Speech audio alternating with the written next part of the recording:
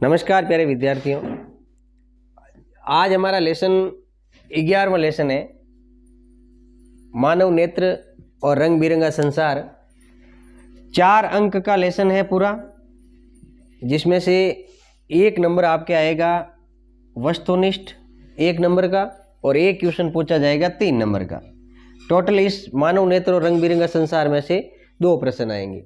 सबसे पहले जो ये आपको श्याम पट पे दिख रहा है मानव नेत्र का नामांकित चित्र है। इस नामांकित चित्र को ध्यान से देखिए और प्रत्येक नामांकन को एक सीधी रेखा के अंदर दर्शाइए।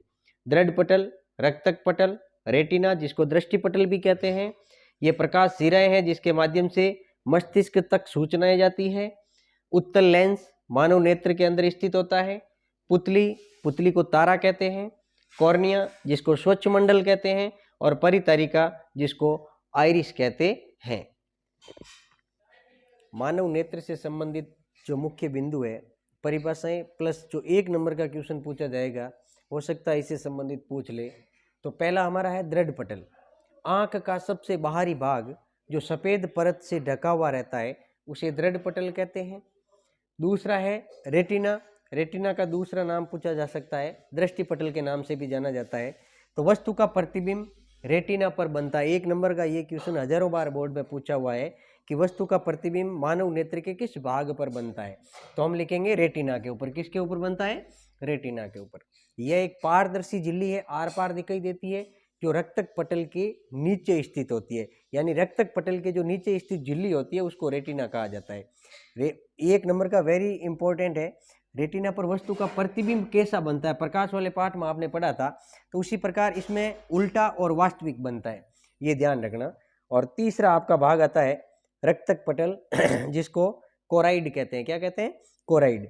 दृढ़ पटल के नीचे काले रंग की झिल्ली को क्या कहते हैं? रक्तक पटल। यानी जो कोराइड होता है उसका रंग कैसा होता है? काले रंग का होता है। कैसा होता है? काले रंग का। चौथा पॉइंट है हमारे कॉर्निया, जिसको स्वच्छ मंडल के नाम से जाना जाता है। मानव नेत्र में प्रकाश इस झिल्ली द्वारा प्रवेश करता है। वेरी इंपॉर्टेंट है, ध्यान रखना। मानव नेत्र के अंदर जब प्रकाश की किरणें प्रवेश करती है और मानव नेत्र के अंदर रेटिना पर जो प्रतिबिंब बनता है वो प्रकाश कॉर्निया के माध्यम से मानव नेत्र में प्रवेश करता है।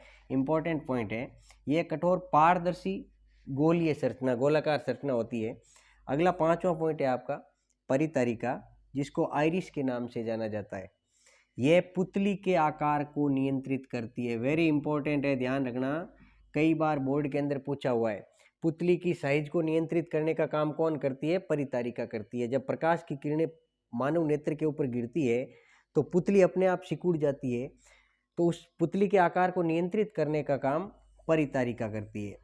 कॉर्निया के पीछे स्थित होती है, जो एक रंगीन होती है, अपारदर्शी, यानी इसमें आर पार दिखाई नहीं देता है। पुतली जिसको तारा कहा जाता है, परितारिका के बीच में एक छोटे से छिद्र को पुतली कहते हैं। जो गोलाकार आकृति होती है उसके बीच में एक छोटा सा छिद्र होता है, उसको तारा या पुतली कहा जाता है। और ये वेरी इंपॉर्टेंट है, नेत्र में प्रवेश करने वाले प्रकाश की मात्रा को नियंत्रित कौन करता है? पुतली करती है। कौन करता है? पुतली करती है। अगला हमारा पॉइंट है नेत्र लेंस। 7वां पॉइंट है पुतली के पीछे स्थित उत्तल लेंस को नेत्र लेंस कहा जाता है। एक तो ये वेरी इंपॉर्टेंट है, ध्यान रखना। मानव नेत्र के अंदर एक लेंस स्थित होता है, उसका नाम है उत्तल लेंस। इसका माध्य अपूर्णांक इस बार आपको पता होगा, ऑब्जेक्टिव टाइप क्वेश्चन है, रिक्त स्थान है और 1-1 नंबर के हैं, जिसमें हो सकता है नेत्र लेंस का अपूर्णांक पूछ ले, तो याद रखना 1.44 होता है। फिर 8वां पॉइंट हमारा आता है जलीय द्रव। नेत्र लेंस और कॉर्निया के बीच में, यानी इन दोनों के बीच में एक पारदर्शी द्रव होता है, आर पार दिखाई देता है, उसे जलीय द्रव के नाम से जाना जाता है। और जो जलीय द्रव है इसका अपूर्णांक भी ध्यान रखना 1.336 होता है। और जो लास्ट पॉइंट है हमारा काचाभ द्रव, ये काचाभ द्रव लेंस के पीछे पारदर्शी द्रव होता है, उसको एक काचाभ द्रव के नाम से जाना जाता है। अब मानव दृष्टि से संबंधित नेत्र दृष्टि दोष 3 प्रकार के होते हैं। नंबर 1 निकट दृष्टि दोष, दूर जिसको दीर्घ दृष्टि दोष कहा जाता है, और तीसरा है जरा दृष्टि दोष। इन दोषों के बारे में बोर्ड कई बार क्वेश्चन पूछता है डिटेल से। नंबर 1 इनकी परिभाषा क्या होते हैं, नंबर 2 किसके कारण होते हैं, और नंबर 3 निवारण या उपाय, यानी इनको किस प्रकार से दूर किया जा सकता है। इससे पहले एक नोट लगा के पॉइंट लिख लेना, समंजन क्षमता वेरी इंपॉर्टेंट क्वेश्चन है और 1 नंबर का अक्सर पूछा जाता है। इसमें से बोर्ड में पूछा हुआ क्वेश्चन है। अभिनेत्र लेंस यानी जो मानव नेत्र के अंदर स्थित लेंस होता है, अभिनेत्र लेंस की वह क्षमता यानी अधिकतम क्षमता जिसके कारण वह अपनी फोकस दूरी को समायोजित कर लेता है। वस्तु को कितनी दूर रखें, यानी यहाँ से लेकर मानव नेत्र से कितनी दूर रखें ताकि वह वस्तु उसे स्पष्ट दिखाई दे, वह समंजन क्षमता कहलाती है। और ये ध्यान रखना, समंजन क्षमता का मान पूछा जाता है। समंजन क्षमता का अधिकतम मान होता है 25 सेंटीमीटर। 1 नंबर का इंपॉर्टेंट क्वेश्चन है, ध्यान रखना। पहला है हमारा निकट दृष्टि दोष। इसकी परिभाषा, इस दोष से, जैसा नाम है वैसी परिभाषा है, इस दोष से ग्रसित व्यक्ति निकट की वस्तुएं तो स्पष्ट देख पाता, ये शब्द ध्यान रखना, निकट की वस्तुएं तो स्पष्ट देख पाता है लेकिन दूर की वस्तुएं उसे स्पष्ट दिखाई नहीं देती है, उसे निकट दृष्टि दोष कहा जाता है।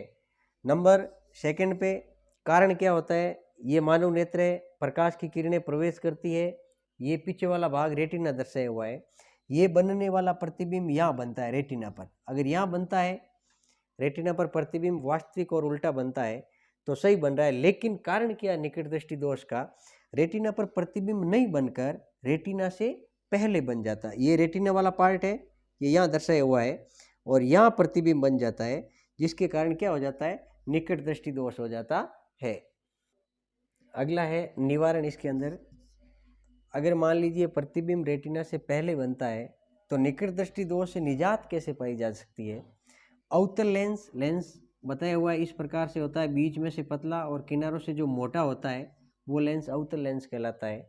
तो निकट दृष्टि दोष से ग्रसित व्यक्ति अगर अवतल लेंस, जिसको अपसारी लेंस भी कहा जाता है, का उपयोग करते हैं, ये मानव नेत्र है, ये अवतल लेंस का उपयोग किया तो प्रतिबिंब वापस कहाँ बन गया, रेटिना के ऊपर बन गया, जिसके कारण निकट दृष्टि दोष से निजात पाई जा सकती है। दूसरा है हमारा दीर्घ दृष्टि दोष, जिसको दूर दृष्टि दोष के नाम से भी जाना जाता है। दूर की वस्तुएं तो स्पष्ट देख सकता है लेकिन इस दोष से ग्रसित व्यक्ति निकट की वस्तुएं स्पष्ट नहीं देख पाता है। दूरदृष्टि दोष का कारण क्या है, क्यों होता है दूरदृष्टि दोष, प्रतिबिंब बनना कहाँ चाहिए, रेटिना पर बनना चाहिए, लेकिन यहाँ पर रेटिना पर नहीं बनकर, ये पार्ट रेटिना कहलाता है, तो यहाँ प्रतिबिंब बनना चाहिए लेकिन यहाँ पर नहीं बनकर प्रतिबिंब यहाँ बन रहा है, मतलब रेटिना के बाद में बनता है। निवारण या उपाय, इससे निजात कैसे पाई जा सकती है। निकट दृष्टि दोष में अवतल लेंस था, तो इसमें उत्तल लेंस आएगा, उसको अपसारी लेंस का तो इसको हम अभिसारी लेंस कहेंगे। तो अगर मान लीजिए उत्तल लेंस का उपयोग करते हैं, ये उत्तल लेंस लगा दिया तो वापस प्रतिबिंब कहाँ बन गया, रेटिना के ऊपर बन गया, जिससे दूर दृष्टि दोष से निजात पाई जा सकती है। तीसरा हमारा नेत्र दृष्टि दोष से संबंधित है जरा दृष्टि दोष। जरा दृष्टि दोष मोतिया बिंद भी कह सकते हैं, मोतिया बिंद, यह केवल ध्यान रखना वृद्धावस्था में होने वाली नेत्रों से संबंधित बीमारी है। इस दोष से ग्रसित व्यक्ति की आयु के साथ समंजन क्षमता, अभी बताया था समंजन क्षमता क्या होती है, समंजन क्षमता का मान याद रखना 25 सेंटीमीटर। समंजन क्षमता का मान घट जाता है और मांसपेशियों के लचीलेपन के कारण जो अभिनेत्र लेंस, उत्तल लेंस होता है अभिनेत्र लेंस, वो दूधिया या धुंधला हो जाता है, इसे मोतियाबिंद भी कहा जाता है। और इसका उपाय है, इसका निवारण है, इस दोष से निजात पाने के लिए द्विफॉक्सी लेंस, द्विफॉक्सी का मतलब जिसमें अवतल और उत्तल, अपसारी और अभिसारी दोनों लेंस आते हैं, आपने देखा होगा वृद्धावस्था के अंदर, उसे द्विफॉक्सी लेंस कहा जाता है। तो मानव नेत्र से संबंधित 3 दोष पढ़े हमने, निकट दृष्टि दोष, दूर दृष्टि दोष और जरा दृष्टि दोष। परिभाषा, कारण और निवारण। इस लेसन का अगला पार्ट बहुत ही जल्द आपको इसी YouTube चैनल पे मिलेगा, जो ही अपलोड किया जाएगा आपके पास तुरंत पहुंचेगा, इसलिए लाइक, कमेंट, शेयर और सब्सक्राइब जरूर करें। धन्यवाद, पढ़ते रहिए।